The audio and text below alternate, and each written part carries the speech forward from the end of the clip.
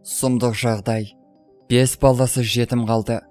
Алматыда 2 жігіт такси жүргізушісін өлтіріп, көлігін ұрлап кеткен. Марқұм 15 және 16 жастағы балаларды Шымкенттен Алматыға апарған.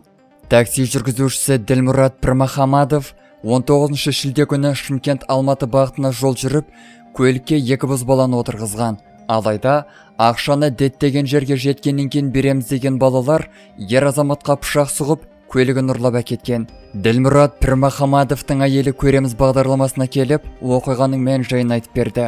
Марқұм такси жүргізушісінің айтуынша, 5 баланың әкесі нәпақа табу үшін 2 бозбаланы Шымкенттен Алматыға апарған. Жолдасымның жасы 40-та еді. 5 баламыз бар, кенжеміз 2-де. 19 шілдеде 15 және 16 жастағы балаларды жолдасым алып кеткен.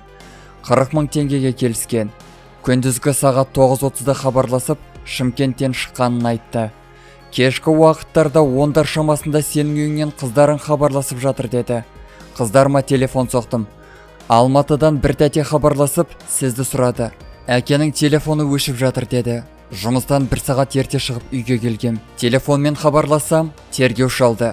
Сіздің күйеуіңізді осындай жерде пышақтап кетті.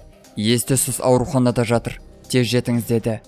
Күйеуімнің бөлесімен хабарласып, сағат 12-де жолға шығып кеттік.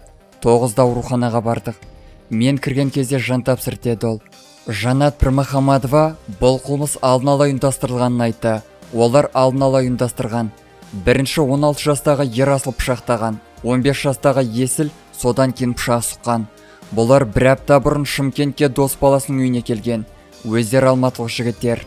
Мақсаты жолақысын төлемей, телефонын, көлігін ұрлап алып кету болған.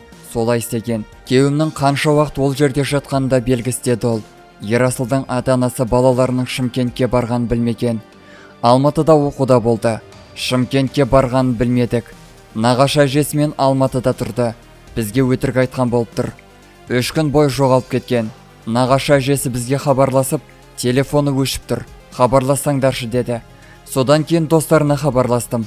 Есілмен бірге жүргенін білдім. Олардың таныстығына көп уақыт болмаған. Бұл хабарды тергеушіден естідік. Аң-таң болып қалдық. Тергеуде ұлым мама, мен өлтірмедім. Есіл құлағыма қайткен күнде де сені бірге алып кетемін деп айтты деді. Ұлыма сенем деді Ерасылдың ата-анасы.